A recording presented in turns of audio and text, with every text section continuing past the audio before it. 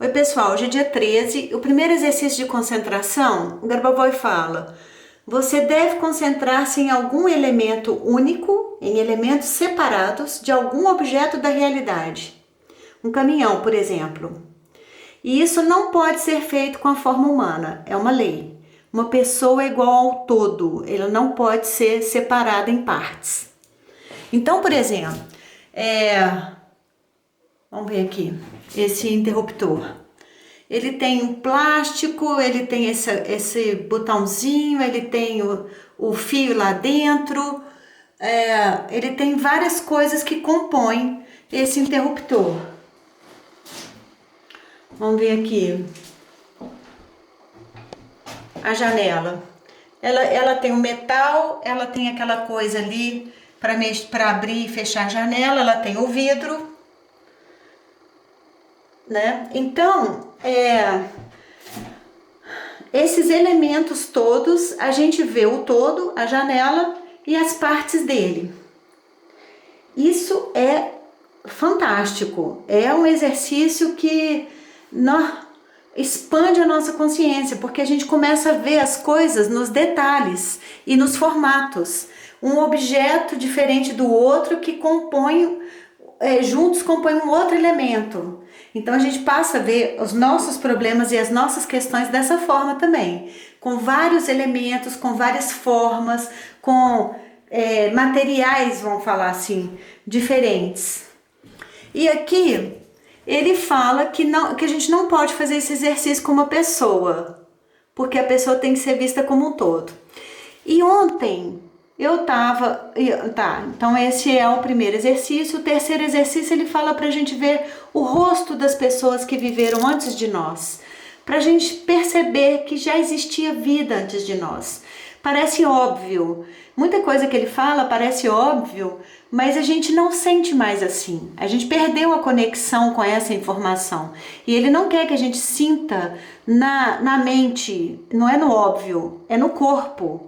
É lembrar, é pensar nos avós, nos bisavós, é pensar em alguém que construiu alguma coisa que a gente gosta muito, o início de alguma coisa que alguém fez, para a gente ver que as coisas são construídas, tem um processo e nós estamos dentro desse processo. Não é uma coisa assim que a gente caiu de paraquedas aqui e a gente vai viver assim ao Deus dará, ao que der. Não, a gente importa, a nossa vida importa e nós temos muito que acrescentar, tanto para nós como para os outros.